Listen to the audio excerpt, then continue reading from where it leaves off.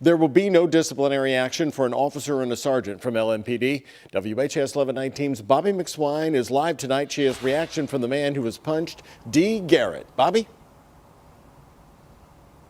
Yeah, that's right. He was emotional as he recounted the incident that happened here on 6th and Jefferson around this same time last year.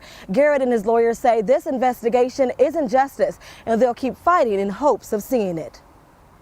It's allowing the foxes to investigate the foxes that have raided the chicken house. And no, I'm not surprised. I'm disappointed, obviously. And we wonder why people in Louisville don't trust the police. An outcome Dee Garrett, his girlfriend Cheyenne, and lawyer David Maurer expected. In April 2021, officers arrested Garrett at Jefferson Square Park. Video showed one officer, Aaron Ambers, punching him multiple times.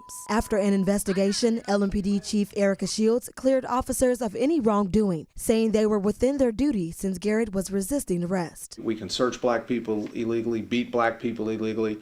Where's the accountability in Louisville, Kentucky? There isn't any. Newly released investigative files include 9 different angles of the arrest from police body cameras. In this video from Officer Ambers, you see him and Officer Corey Galloway approach Garrett while he's on the sidewalk, and Galloway tells him he's under arrest. In a different angle, you hear Galloway say Garrett is flexing as they try to handcuff him. Stop flexing on me, okay? Yeah. I'm not doing nothing, dude. All right, bud. Ambers tells Garrett to put his hands together, and Galloway tells Garrett, knock that out, bud. Knock that off, bud. Ambers then tells Galloway to take him down. While on the ground, officers tell Garrett to put his hands behind his back and to stop resisting. Now switching to civilian video, you can see Ambers punching Garrett in the head while telling him to put his hands behind his back in between blows. Behind your back. Punch me. I'm going to punch you again.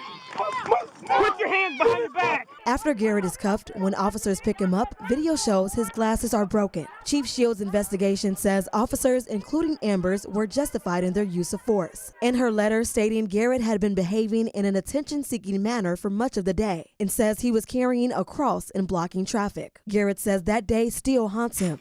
I think about my daughter. Every time she see a police or she see a police car, and she always telling me, Daddy, the police is following us. Daddy, I'm scared they're gonna hurt you. Daddy, I'm scared they're gonna take you away from me. Chief Shields does write that officers could have made better decisions, but to lay the blame solely on Officer Amber's shoulders misses the mark. Now, David Maurer says he's still hopeful that federal charges will come from the DOJ, who is still investigating LMPD's use of force.